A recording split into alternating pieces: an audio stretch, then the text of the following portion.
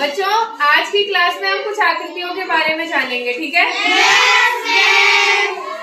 तो देखो, सबसे पहले हम देखते हैं वर्ग कि वर्ग होता क्या है। जिस चौकोर की सारी भुजाएं बराबर होती हैं उसे वर्ग कहते हैं।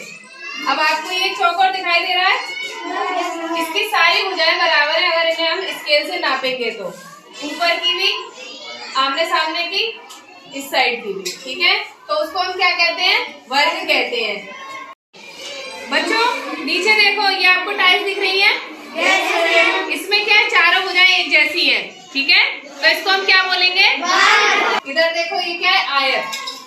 जिस चौकोर की आमने सामने की भुजाएं बराबर होती हैं परंतु चारों भुजाएं बराबर नहीं होती, उसे आयत कहते हैं। यानी कि आप इधर देखो, आमने सामने की भुजा तो बराबर है लेकिन चारों भुजाएं एक जैसी नहीं है।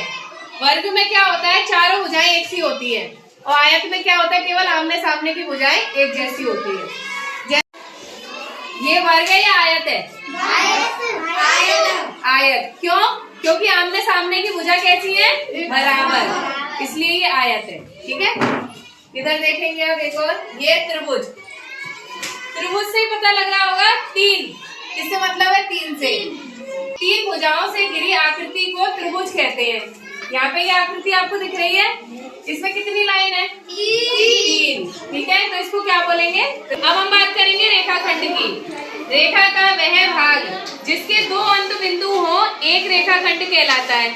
यानी कि रेखा का शुरुआत का भी बिंदु होना चाहिए और अंत का भी होना चाहिए। इसमें आपको कितने बिंदु दिख रहे हैं? दो। तो ये क्या कहलाएगा? एक रेखाखंड, ठीक है? जैसे ये पेन है, इसका शुरुआत भी हो रही है और अंत भी हो रहा है, तो ये क्या है? एक रेखाखंड है, ठीक है? अब देखते हैं किरण क्या होती है। जिसका एक अंत बिंदु हो एक किरण कहलाती है। किरण में क्या होता है? केवल एक ही बिंदु होता है, स्टार्टिंग पॉइंट होता है, एंडिंग पॉइंट नहीं होता है।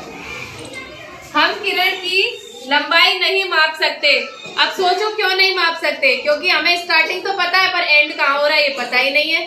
जैसे सूरज की किरण, हमें ये तो पता है किरण कहाँ से निकल रही है? सूरज से, पर खत्म कहाँ हो रही है ये हम नहीं जानते।